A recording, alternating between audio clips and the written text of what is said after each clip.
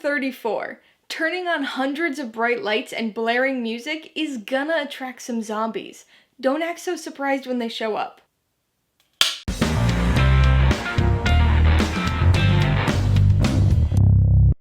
Hey everybody, welcome to Mainly Movies. As part of my 2019 13 Nights of Halloween series, today I'm going to be talking about the 2009 zombie comedy, Zombieland. If you're new here, please consider subscribing for a variety of movie-related content like reviews, rank lists, and trailer reactions.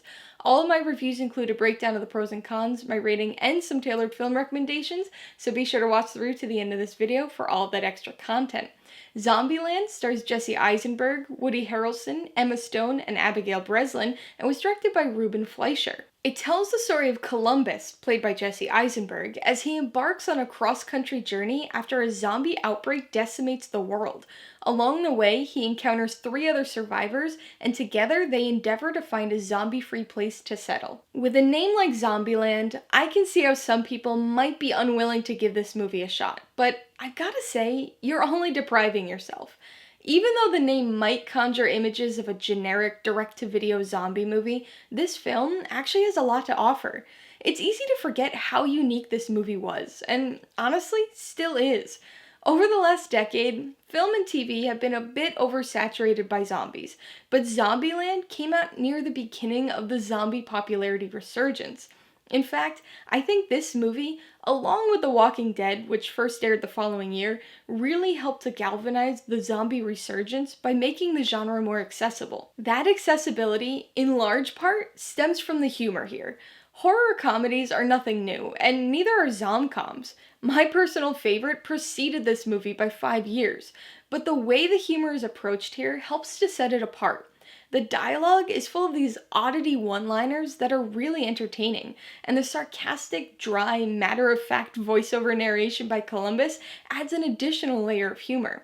It brings a set of pseudo-meta elements into play that, when combined with the integrated on-screen rules, super slow-mo, and zombie kill of the week cutaways, results in a very distinctive and unique style. Regardless of if you're talking about comedies or straight-up horror, the best zombie movies all have something in common: characters you care about.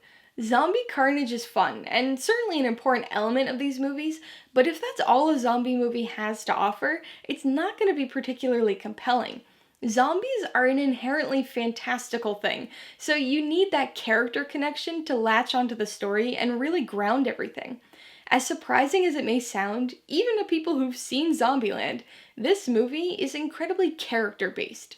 It's fun and gory and funny, but you quickly grow to care about the 4 main characters. You root for Columbus and want to see him survive and get the girl in spite of all his phobias and hang-ups.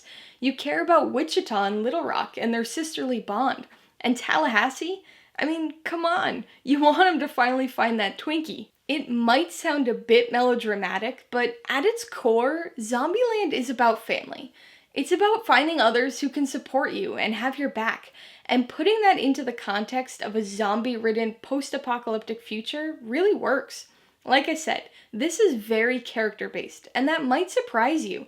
I can't even tell you how many times I've seen this movie, and I never really noticed just how character-centric it was until recently. Because this movie actually doesn't have much of a plot. It mostly consists of various interactions among our 4 characters and them trying to survive the zombie apocalypse. There is an overarching end goal that emerges about halfway through the film, but even having a clear destination for the characters doesn't really constitute as a plot so much as a kinda silly setup for a ridiculous yet entertaining 3rd act action sequence. All of the plot points that come before that really consist of a series of fun but meandering vignette-style sequences. I don't normally like that kind of thing, but because they mostly all work towards serving the characters and building their relationships and backstories, I've never really noticed how plotless this movie actually is.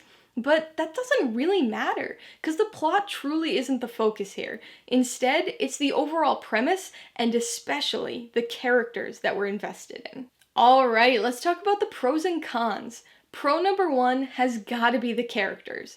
I said it before, but I'm gonna say it again. Compelling characters are what makes a good zombie movie good. If the characters are just zombie food, you're not going to get invested enough. But our four main characters here are compelling. They're unique and interesting, and you really grow to care about them over the course of 2 hours. As quirky as they may be at times, and as ridiculous as the zombie apocalypse scenario is, these four characters still feel like real people. And because they feel real, you want them to survive. You can see yourself or your family or your friends in them, and you want them to be okay. The second pro is the comedy. Obviously, comedy is a subjective thing, but this is the kind of movie that has a little bit of something for everyone. Maybe you like visual gags, so the thought of slow motion, comedy tinged zombie carnage is appealing to you. Maybe you like witty, dry humor and get a kick out of Columbus's narration. Maybe you like buddy cop style comedy or road trip movies, so the humorous interactions among the main characters are the big draw for you. Maybe you just like Bill Murray. Well, hey, you've got some of him here too. Whatever your comedic preferences are, there's gonna be something in this for you. As far as cons go, my biggest issue has gotta be the third act. But I should clarify and say that my issue lies with the plot aspects of the third act. Pacific Playland is certainly a fun setting that lends itself to some very entertaining zombie scenes, so I do still find the third act quite enjoyable. It just frustrates me with the series of really stupid decisions made by some of the characters. They're people who've made it this far into the apocalypse and have been established as pretty street smart characters who can take care of themselves. So their stupid decisions in the third act are just very unusual, and the whole thing really stands out as an excuse to have some cool zombie action sequences in an amusement park. My second con is pretty minor, but it's the lack of a true plot. I do think the meandering vignette-style approach worked for the most part, since the focus really is on the characters, but I do wish there was a bit more substance to the narrative. Again, this really isn't something I even noticed until recently, but now that I have, I think it's going to stick out a bit on subsequent rewatches. I'm going to give Zombieland 4 out of 5 paws. People like to throw around the phrase lightning in a bottle quite a bit, but this is one movie that I think is actually deserving of that description. It just came out at the right time with the right mix of ingredients to produce something surprisingly satisfying. I would recommend Zombieland to anybody who likes horror comedies, or perhaps even more broadly, to anybody who likes comedies. It's a bit crass and gory at times, but other than a few instances, this really has universal appeal. If you're a fan of zombies, or especially of zomcoms, you really need to give this one a watch. If you liked Zombieland, my number one recommendation would definitely be Shaun of the Dead. It's my favorite zombie comedy, not to mention my favorite movie in general too. It's got a good balance of comedy and gore, and also has a fantastic set of characters that you grow to truly care about. If you liked the humor, but maybe want something from the zombie perspective too, I'd suggest you check out Warm Bodies. And if you're not interested in the zombie aspects, but just want another 2009 amusement park-centric Jesse Eisenberg movie with a similar name, you might want to check out Adventureland. Alright, a couple questions for you guys. Number 1, have you seen Zombieland? If so, what'd you think of it? And number 2, where would you go during a zombie apocalypse? Be sure to leave your answers in the comments below so we can get a discussion going. Alright, so if you got some enjoyment, insight, or information out of this review, I'd appreciate it if you'd hit that like button, and if you haven't done so already, please hit subscribe while you're at it to see more videos like this.